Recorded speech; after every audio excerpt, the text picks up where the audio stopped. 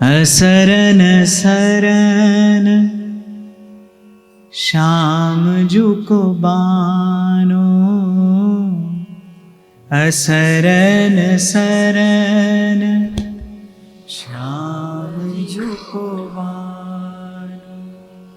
बड़ो बिरद पतितन को पावन, बड़ो विरद पतितन को पावन। भक्तन ताप बिसानो, असरन सरन श्याम जू को बानो, असरन सरन श्याम जू को बानो। हित ही को हित मानत नागर, हित ही को हित मानत नागर। गनत रंक नारानो, असरन सरन श्याम जू को बानो। दया सिंधु दीनन को बंधु, दया सिंधु दीनन को बंधु। प्रगट भागवत बखानो, असरन सरन श्याम जू को मान। प्रभु के स्वरूप और स्वभाव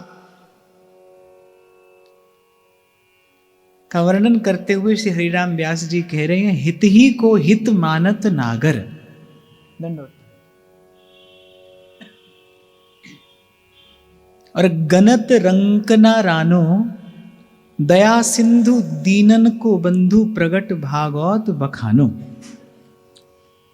और प्रभु के स्वरूप और स्वभाव का भजन करने के उपरांत व्यास जी कहते हैं, ऐसे ठाकुर को हो सेवक, ऐसे ठाकुर को हो सेवक। ऐसे ठाकुर को हो सेवक, ऐसे ठाकुर को हो सेवक। कैसे और ही मानो, असरन सरन श्याम जू को बानो, असरन सरन श्याम जू को बानो। श्री ध्रुवदास जी श्री सिद्धांत विचार लीला में एक वाक्य कहते हैं, बड़ा महत्वपूर्ण है, विचारणीय है। कहते हैं, महापुरुषों ने अपनी वाणी में शिष्टाचार और लोक की मर्यादा के निर्वाह हेतु भी बहुत कुछ कहा है, पर कहते हैं हार्द का है सोई गहनो, कि उस महापुरुष का हार्द क्या है वो ग्रहण करना चाहिए। विशुद्ध रूप से नित्य विहार की उपासना को इस धरातल पर प्रकट करने वाले श्री हितरिवंश चंद्र महाप्रभु श्री प्रियाजू और श्री लालजू की जन्म बधाई भी गाते हैं। और कहीं कहीं श्रीमद् राधा सुधा निधि में वो कहीं ब्रज के प्रेम की छटा का भी उत्सव मनाते दिखाई पड़ते हैं, पर ध्रुवदास जी ने कहा हार्द का है सोई गहनो। ऐसे ही इन महापुरुषों की वाणी में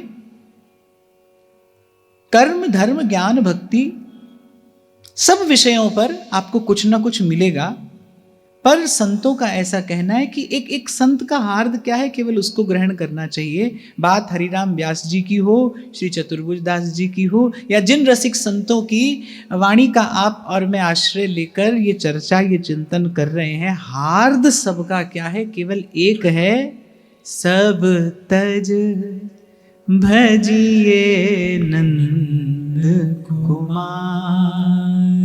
यहाँ व्यास जी प्रभु के स्वरूप और स्वभाव का वर्णन करने के बाद कह रहे हैं, ऐसे ठाकुर को हो सेवक, ऐसे ठाकुर कैसे और ही मानो। कहते हैं मैं किसी और को अपनी श्रद्धा, अपनी भावना, अपना प्रेम कैसे निवेदन कर दूं, ऐसे ठाकुर को हो चेरो कैसे और ही मानो। और फिर अंत में कहते मेरे व्यास कलंक लगे तो जननी जो न पितही पहचानो। मेरा निवेदन करने का तात्पर्य यह है कि इस लोक में, इस संसार में महापुरुषों के ही मुख से बहुत कुछ प्रकट हुआ है, बहुत कुछ उद्धृत हुआ है, पर ग्रहण करने योग्य बात क्या है? ग्रहण करने योग्य बात बहुत थोड़ी नहीं है, ग्रहण करने योग्य बात एक ही है। मुझे तो ऐसा लगता है जैसे भगवान एक है ना, ऐसे ही सार की बात भी कोई बहुत अधिक नहीं है, बड़ी थोड़ी सी सार की बात है। और थोड़ी सी भी क्या, एक ही है कि सब तज भजिए श्याम को, श्रुति स्मृति को सार। आप देखिए कोई ज्ञान के मार्ग से चलता हो, किसी भी मार्ग से आगे बढ़ता हो, पर मैंने तो अपने जीवन में कभी कभी इसका अनुभव किया है। मैं शायद 2-3 बरस गया ऋषिकेश, स्वामी शिवानंद आश्रम में कथा हुई। बड़े दिव्य महापुरुष हुए वो, समाज में बड़ा सकारात्मक परिवर्तन उन्होंने अपनी सेवाओं से लाया। उनका ज्ञान, उनकी प्रतिभा अद्भुत। शायद 3रे बरस की बात होगी, मैं वहाँ कथा कहने गया तो वहाँ के श्रद्धेय श्री स्वामी जी जो इस समय सब कार्य देखते थे, उन्होंने कहा आइए हम आपको श्री स्वामी जी के भजन कक्ष में ले चलते हैं। तो छोटा सा कक्ष था गंगा किनारे और बड़ा दिव्य वहाँ का आभा मंडल। वो मुझे लेकर गए कक्ष में, बहुत अधिक प्रकाश नहीं था कक्ष में। स्वामी जी का आसन लगा था जिस पर बैठकर वो भजन ध्यान आदि किया करते थे। सन्मुख एक चित्रपट रखा था, उस पर पट था। तो मैंने उत्सुकतावश पूछा कि ये चित्रपट किनका है? तो उन्होंने कहा कि ये स्वामी जी के भगवान हैं। तो मैंने कहा मैं दर्शन करना चाहता हूँ। तो उन्होंने कृपा करके दर्शन कराया और जैसे ही उन्होंने पट हटाया, सन्मुख मंद मंद मुस्कुराते कन्हैया खड़े हैं। तो मैंने कहा भाई कोई योगी हो, यति हो, ज्ञानी हो, ध्यानी हो, पर अंतिम विश्राम यहीं पर है। पूर्व भी कई बार व्यासपीठ से चर्चा हुई कि आत्मा को प्रेम के अतिरिक्त कुछ भी नहीं चाहिए, और इससे कम में आत्मा का अभाव दूर नहीं होगा। मैंने कई बार आपको यहां से निवेदन किया, मन बुद्धि कहीं भी समझौता कर लेंगे, कर ही लेते हैं। मन भी कहीं भी मान जाता है, बुद्धि को भी किसी की भी प्रतिभा थोड़े या दीर्घ काल के लिए चमत्कृत कर लेती है, प्रभावित कर लेती है। लेकिन जो आपकी अंतर आत्मा है, वो आपकी हो, मेरी हो, किसी की भी हो, प्राणी मात्र की अंतर आत्मा केवल केवल केवल भगवत प्रेम चाहती है। इसका अभाव भगवत प्रेम से दूर होता है। और मैं तो पहले भी शायद 1-2 बार आपको बताया ना, हजारों लोगों ने मुझसे प्रश्न पूछा कि पहले इसका भजन करते थे, पहले उसका भजन करते थे। और मैंने देखा मेरे पास कभी एक भी प्रश्न ऐसा नहीं आया कि किसी ने कहा पहले कृष्ण का भजन करते थे, अब किसी और का भजन करते हैं। कहीं से भी आप आरंभ करिए, पर कृष्णात् परम किमपि तत्व अहम न जाने। मधुसूदन सरस्वती पाद का ये वाक्य, और मधुसूदन सरस्वती का ये पाद का ये वाक्य विचारणीय और चिंतनीय क्यों है? क्योंकि मधुसूदन सरस्वती पाद कौन है? ब्रह्म ज्ञानियों के चक्र चूड़ामणि, बड़े बड़े वेदांती जिनके चरणों की रज का सेवन करके स्वयं को कृतार्थ करते थे, बड़े बड़े विद्वान अपनी शंकाओं का निवारण करने के लिए जिनके चरणों में आकर बैठते थे, उन मधुसूदन सरस्वती पाद का ये वाक्य विद्वत जन ग्राह्य भी है और भावुक जन ग्राह्य भी है। जब वो कहते हैं कि वंशी विभूषित करान नवनीर दाभात पीतांबराद मधुर बिंब फलाधरोष्ठात पूर्णेन्दु सुंदर मुखाद अरविंद नेत्रात कृष्णात् परम किमपि तत्वहम न जाने। एक बार पूछा उनसे किसी ने कि ये संसार सत्य है, असत्य है, क्या है? मुझे लगता है कि किसी विद्वान से जब ऐसा प्रश्न पूछा जाता है तो उस विद्वान को तो अपनी प्रतिभा को प्रकट करने का अवसर मिलता है प्रश्न के माध्यम से। लेकिन मधुसूदन सरस्वती पाद कुछ नहीं कहते, कहते हैं कि श्री कृष्ण चरणाम्भोज सत्यमेव विजानताम जगत सत्यम असत्यम वा नेतरेतिर मतिर्वमा। मुझे इस समय श्लोक ठीक से स्मरण नहीं है, पर बड़ा प्रिय वाक्य है मधुसूदन सरस्वती पाद का। कहते हैं कालिंदी के कूल पर किसी शठ ने बलात् हमारे चित्तवित्त का हरण करके और हमें अपने चरणों की बिना मोल की दासी बना लिया है। ये कृष्ण के प्रति मेरा पक्षपात नहीं है, ये केवल सत्य के पक्ष में खड़ा होना है। सत्य यही है भाई, इसे आप कोई सांप्रदायिक बात भी मत समझना और कोई मेरा पक्षपात भी मत समझना। ये सत्य ही, इसी में प्राणी मात्र का, आपका, मेरा, हम सब का हित है।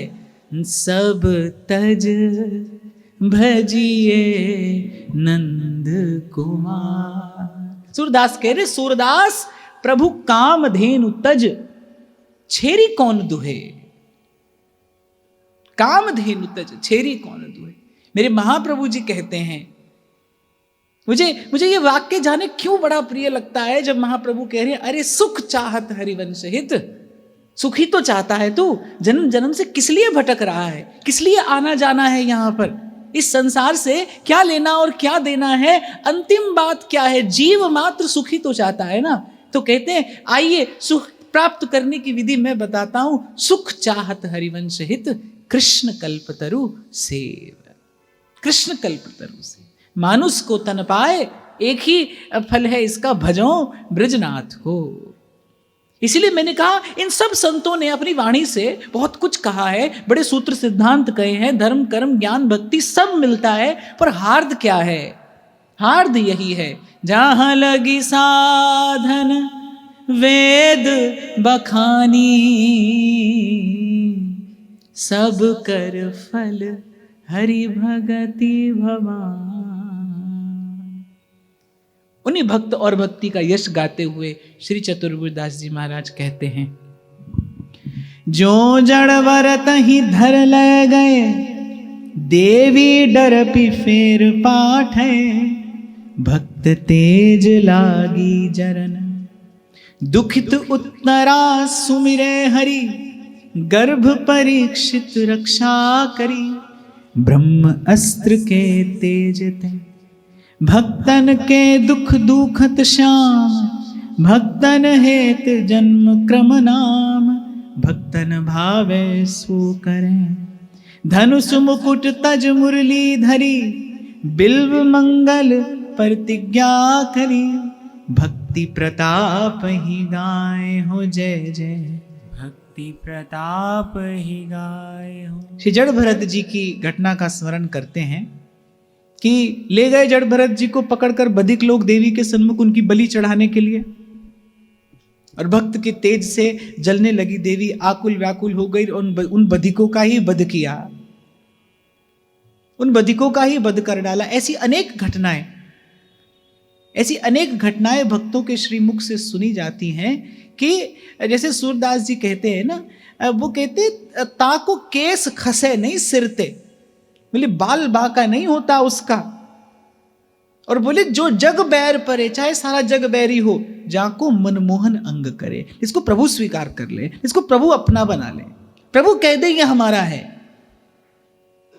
देखो भगवान ने अपने श्रीमुख से कहा ना, मामेव ये प्रपद्यन्ते माया मेताम तरंति ते, मेरी शरण में आने वाला सहज में इस दुस्तर माया से पार हो जाता है, मेरी शरण में आ जाए, प्रभु जिसे अपना स्वीकार कर ले। एक और वाक्य श्रीमद् भगवद गीता का बड़ा महत्वपूर्ण है, भगवान कहते हैं बहुनाम जन्म नामंते ज्ञानवान माम प्रपद्यते, अर्थात भगवान कहते हैं मेरी शरण में आने पर जीव को ज्ञान होता है, ऐसा नहीं, ज्ञानी ही मेरी शरण में आता है। भगवान का वाक्य है, बहुनाम जन्म नामंते, अनेक जन्म जन्मार्जितों के पुण्य जब संचित होते हैं, अगर आपका पुण्य संचित होगा, बहुत ध्यान से सुनना, यदि आपने पुण्य अर्जित किया और खर्च किया तो आपका पुण्य संचित नहीं होगा। और पुण्य खर्च करने की विधि क्या है? अपने पुण्य को प्रकट कर देना ही पुण्य को खर्च करना है। जब आप पुण्य करके प्रकट कर देते हैं, जब आप पुण्य करके उसकी प्रतिष्ठा चाहते हैं और प्रतिष्ठा पा भी लेते हैं, तब समझिए आपने पुण्य किया, लेकिन वो पुण्य क्षय भी हो गया, वो पुण्य खर्च भी हो गया। जबकि शास्त्र का वाक्य है अनेक जन्मार्जितम पुण्यम, अर्जित पुण्य से भक्ति प्राप्त होती है। जब आप पुण्य खर्च नहीं करते और पुण्य खर्च ना करें इसके लिए क्या करना है? पुण्य प्रकट ना करें, और पुण्य प्रकट ना हो इसके लिए किस भाव से कर्म किया जाए? सेवा। जब आप सेवा समझकर करते हैं तब आपका पुण्य संचित होता है। किसी शायर ने कहा है कि बोले ऐसा नहीं है कि मैं मांगता नहीं हूं तो वो देता भी नहीं है। आप यदि पुण्य के लोभ से कर्म नहीं कर रहे तो आप ये ना समझिए कि आपको कुछ मिलेगा भी नहीं। हाँ, पर लेकिन पुण्य के लोभ से किए जाने पर पुण्य का फल मिलता है, और जब भगवत प्रीत्यर्थ कर्म किया जाता है तो प्रभु अपनी प्रसन्नता से देते हैं, प्रभु अपनी उदारता से देते हैं। तो जब आप करते हैं सत्कर्म और प्रत्युत्तर में कुछ नहीं चाहते तो प्रकृति संचित करती है आपका पुण्य, आपको संभाल कर रखती है। जो लोग सरकारी नौकरी करते हैं ना, वो लोग जानते हैं कि महीने की तनख्वाह देते से समय सरकार कुछ आपकी तनख्वाह में से काट कर अपने पास रख लेती है। वो आपको कब देती है? जब आप वृद्ध हो जाते हैं, जब आप में अपने लिए कुछ करने की सामर्थ्य नहीं रहती ना, तो सरकार वो आपको धन तब देती है जब आपके काम में आए। ऐसे ही जब आप संचित करते हैं अपना पुण्य, जब आप करते चले जाते हैं भगवत प्रीत्यर्थ, तो प्रकृति संचित करके रखती है आपका पुण्य। आपको कब देती है? जब आपको उसकी सर्वाधिक आवश्यकता होती है। तो पुण्य को संचय करना है तो पुण्य को प्रकट मत होने दीजिए। आपको भजन का वर्धन करना है तो भजन का गोपन करिए। आप चाहते हैं कि पुण्य संचित हो तो पुण्य प्रकट ना हो। जब पुण्य संचित होता है, जब पुण्य अर्जित हो जाता है, तो अर्जित पुण्य के प्रभाव से क्या होता है? अर्जित पुण्य के प्रभाव से आपका अंतःकरण शुद्ध होता है। सेवा से क्या होता है? अंतःकरण शुद्ध होता है ना। आप देखिए श्री छबील दास जी का प्रसंग इस बात का प्रमाण है। कुछ नहीं आता उन्हें, श्री महाप्रभु जी के कहने पर बस वो पान की बीड़ी लगाकर वो श्री राधा नवरंगी लाल जी को नित्य निवेदन करते हैं, और महाप्रभु को भी वो तत्व से नहीं जानते। महाप्रभु के प्रति उनका मित्र भाव है, वो महाप्रभु के सखा हैं, और बस महाप्रभु उनको प्रिय हैं। महाप्रभु के कहने पर श्री छबील दास जी की वो नित्य एक सेवा करते हैं। उस सेवा के प्रसाद से, उस सेवा के प्रताप से क्या हुआ? अंतःकरण इतना शुद्ध और निर्मल हो गया कि जैसे ही वृंदावन आए प्रियालाल का दर्शन हो गया, प्रियालाल का साक्षात्कार हो गया, झलक गया उनके उर अंतर में वृंदावन का वो नित्य और दिव्य स्वरूप। तो जब आप पुण्य अर्जित करते हैं, उस अर्जित पुण्य से क्या होता है? आपका अंतःकरण निर्मल होता है। और ज्ञान क्या है? मुझसे कोई पूछे ज्ञान क्या है, तो मैं कहूंगा अज्ञान ना हो, यही ज्ञान है। जब अज्ञान समाप्त हो जाए, प्रकाश क्या है? जहां पर अंधकार ना हो, यही एक परिभाषा है प्रकाश की। प्रकाश क्या है? जो अंधकार को नष्ट कर दे। ज्ञान क्या है? जो अज्ञान को नष्ट कर दे। अंतःकरण शुद्ध हुआ अर्थात ज्ञान हुआ, तो भगवान कह रहे हैं बहुनाम जन्मनामन्ते ज्ञानवान माम प्रपद्यते। एक महापुरुष के मुख से मैंने ऐसा सुना कि यदि आपको श्री ठाकुर जी के स्वरूप का दर्शन करके आकर्षण भी होता है और आनंद भी होता है, यदि बार बार प्रभु की छवि निहारने का मन करता है, तो आप समझना कि पूर्व के संचित पुण्य का ही फल है। संस्कारी जीव ही भजन के मार्ग की ओर आकर्षित होता है। अति ही कृपा जा पर तुम होई, सोई मार्ग पग धरी है सो। अति कृपा प्रभु की होती है तो इस मार्ग पर जीव पग धरता है। सेवा, सत्संग और सुमिरन का संस्कार प्राप्त होता है। इसलिए विचार कर, आपके मेरे हित का विचार करके, आपके मेरे परम कल्याण का विचार करके संत करते हैं, कहते हैं कि भजवे को दोई सुघर के हरि दास। देखो, मेरे जीवन में कोई भजन साधन नहीं है, मैं आपको सत्य कह रहा हूं, मेरे जीवन में कोई भजन साधन नहीं है, पर जाने इन संतों की कृपा से मुझे इन संतों के शब्दों में विश्वास है, पूर्ण विश्वास है, मेरी पूर्ण आस्था है। मैं कुछ नहीं करता, केवल इन संतों की वाणी गाता हूं। मैं गुनगुना लेता हूं दिन में कई बार, हित तो कीजे कमल नयन सो, कमल नयन सो, जाहित आगे और हित लागे फीको, कमल नयन सो, कमल नयन सो। के हित कीजे साधु संगति सो, साधु संगति सो, जावे कल्मष जी को, कमल नयन सो, कमल नयन। और इन संतों की वाणी गाते गाते मन निर्मल हो गया, मैं ऐसा तो नहीं कह सकता, अपनी बात कर रहा हूं। मन निर्मल हो गया ये तो नहीं कह सकता, पर धीरे धीरे हो रहा है ये अवश्य कह सकता हूं।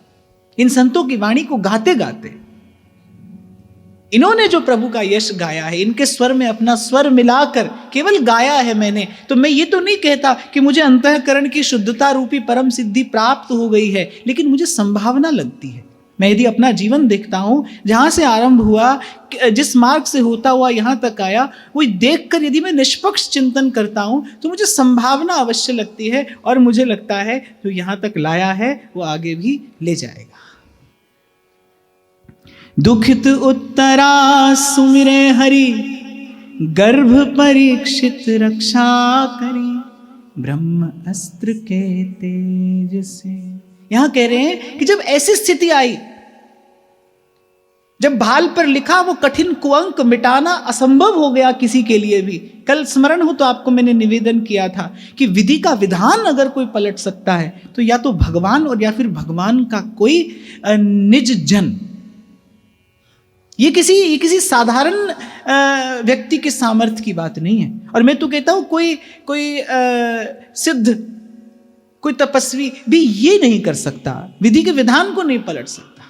विधि के विधान को यदि कोई पलटेगा तो कर्ता करे न कर सके, पर गुरु करे सो होए। एक संत ऐसा है जिसके मुख से निश्रित वाक्य का भगवान ना नहीं करते। संत की बात को प्रभु ना नहीं कहते।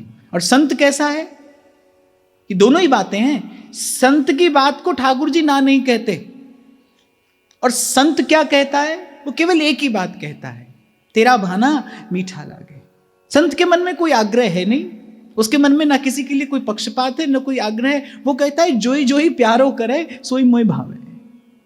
हाँ, लेकिन यदि कभी कोई ऐसी घटना घटे और संत के मुख से कोई बात निकले, जो मांगे ठाकुर अपने से, सोई देवे।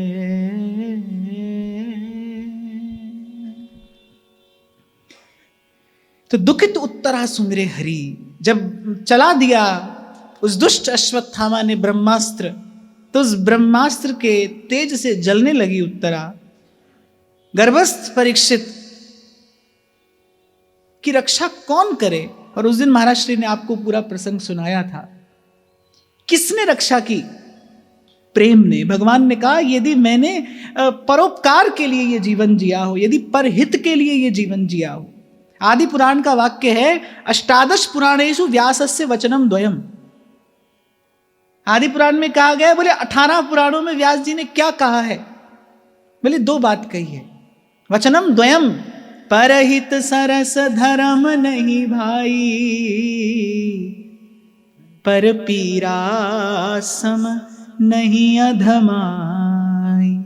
आप और मैं आज इस रस का आस्वादन कर रहे हैं, इस अनहोनी घटना के, इस अद्भुत मंगल के मूल में क्या है? सेवक जी महाराज करे पर उपकार देह धरणम। हिज्जी महाराज ने परोपकार के लिए देह धरा, परोपकार देह धरणम। परहित के विचार ने इस देव दुर्लभ ब्रह्मादिकों को अगम्य उपासना को प्रकट होने पर बाध्य कर दिया। श्री ललिता जी के हृदय का परहित ही तो था। ललितादिक प्रार्थना जो कीनी, और करते सुकुमारी प्यारी वंशी तब दीनी, परहित सरस धर्म नहीं भाई। तो उत्तरा ने पुकारा और भगवान ने गर्भस्थ परीक्षित की रक्षा की। जो कोई नहीं कर सकता था सो प्रभु ने कर दिखाया। और ये प्रभु का स्वभाव है कि प्रभु कभी स्वयं यश नहीं लेते। आप प्रभु की किसी भी लीला का दर्शन करो, अरे और तो और 7 दिन कनिष्ठिका पर गिरिराज धारण करने के पश्चात जब ब्रजवासी महिमा गान करने लगे कन्हैया का, तो श्री ठाकुर जी ने कहा ये हमारा यश गाएंगे। ये हमारा यश गाएंगे तो सब रस में बिरस हो जाएगा। तब श्री ठाकुर जी ने कहा, अरे ये सब तुम्हारो ही खिलायो हुए माखन है, बाई के बल पे मैंने उठायो। और बरसाने की सखियां तो कहने लगी, अरे आपने उठाया ही कहां, आपने कहां उठाया। बरसाने की सखियों ने कहा कि कोई भी कार्य जो श्रेष्ठ कार्य होता है तो दाएं हाथ से किया जाता है कि बाएं हाथ से किया जाता है।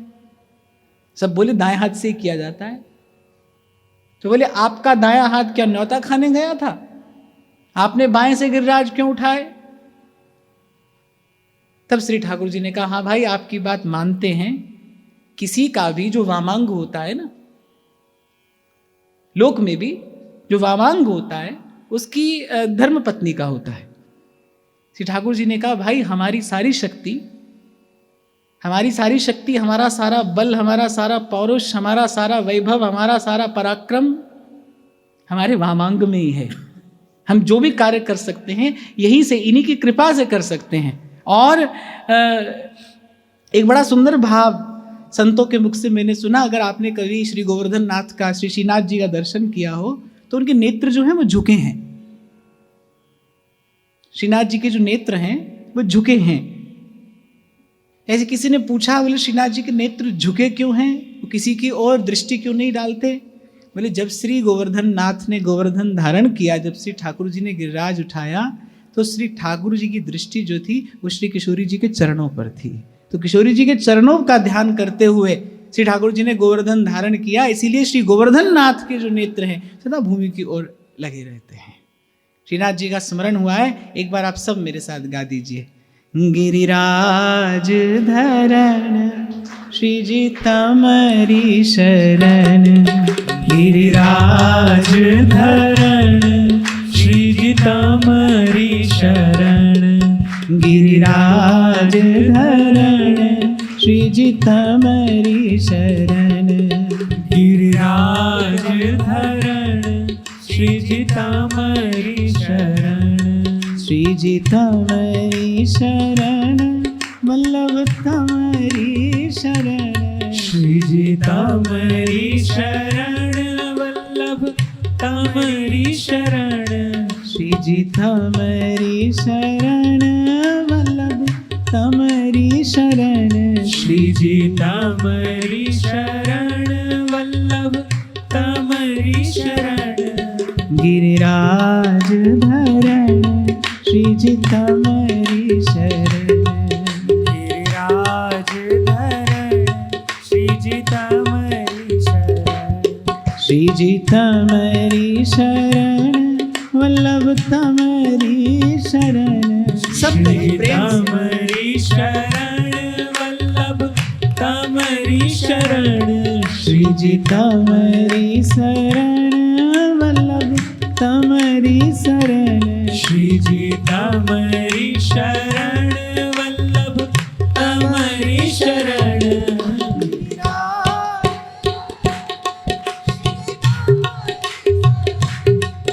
गिरिराज धरण श्री जी तमरी शरण, श्री जी तमरी शरण वल्लभ तमरी शरण, श्री जी तमरी शरण वल्लभ तमरी शरण, श्री जी तमरी शरण वल्लभ तमरी शरण, श्री जी तमरी शरण वल्लभ तमरी शरण। मैं ऐसा तो आपको नहीं कहूंगा कि मेरा मन कभी दुखी नहीं हुआ,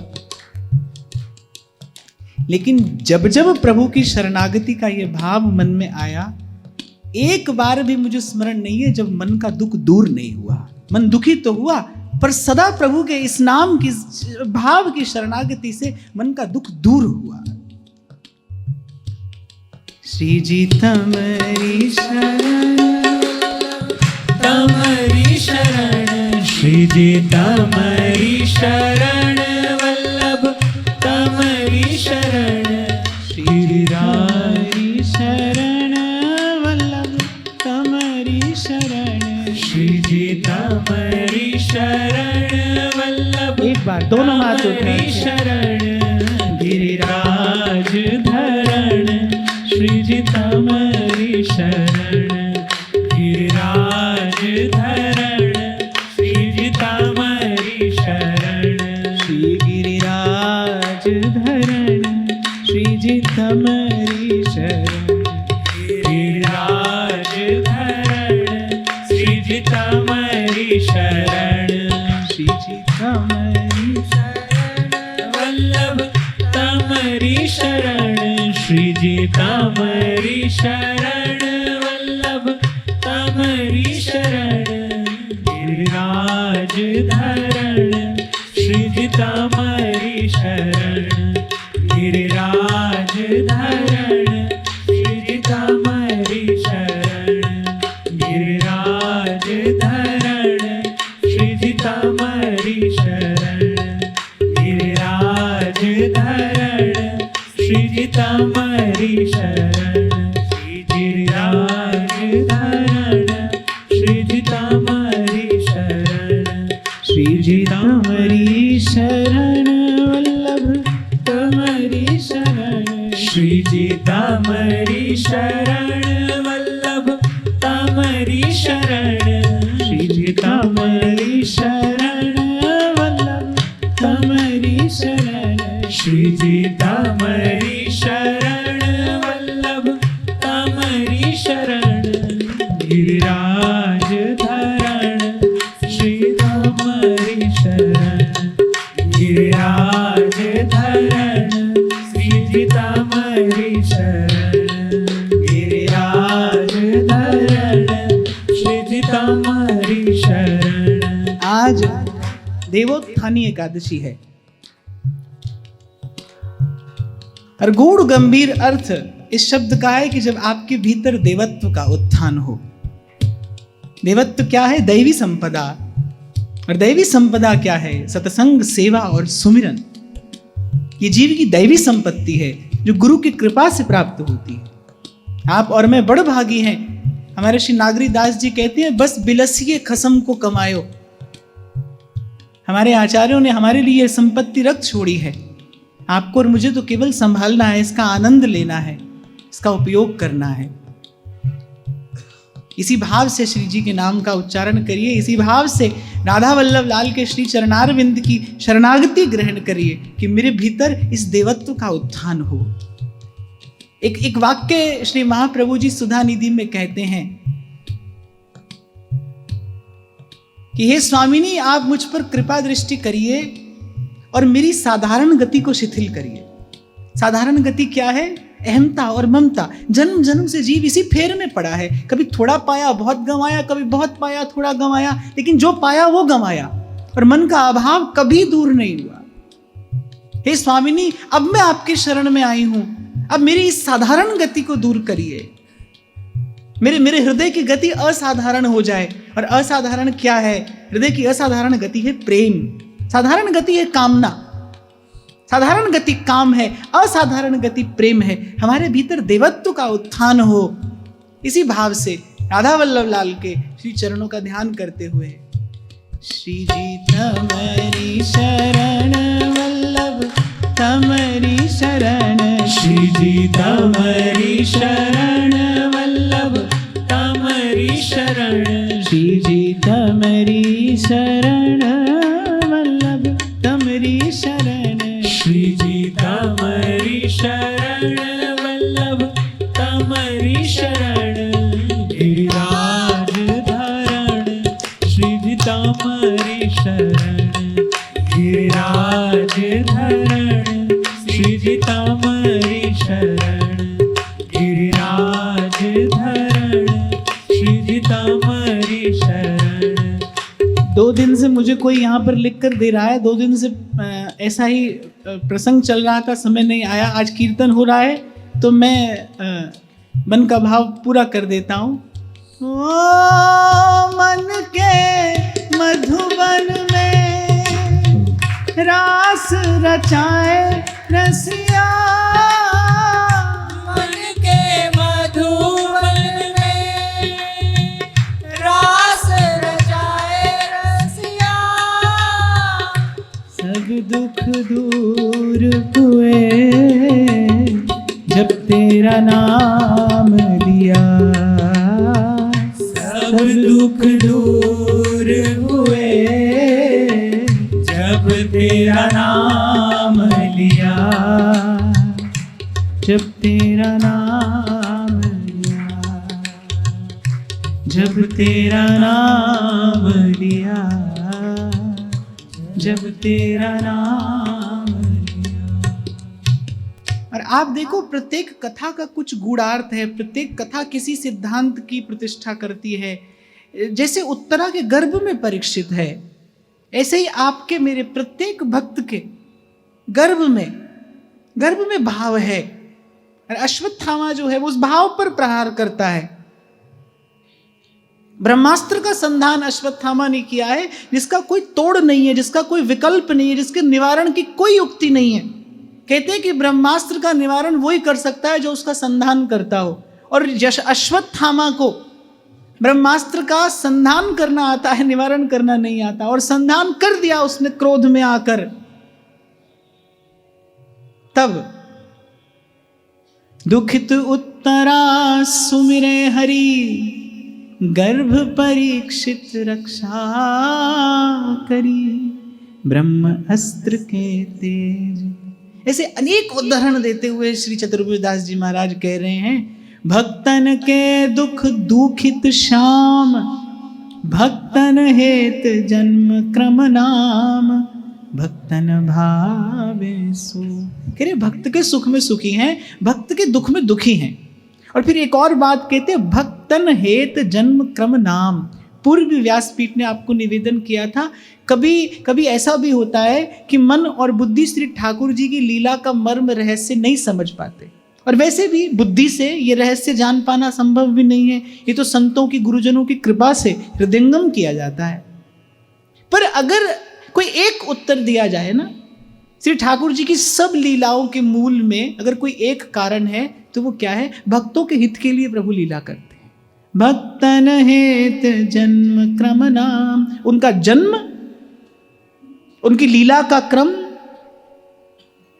उनके नाम, उनके ऐश्वर्य और माधुर्य का प्राकट्य, इसके मूल में अगर कोई एक कारण है तो क्या है? भक्तों का हित।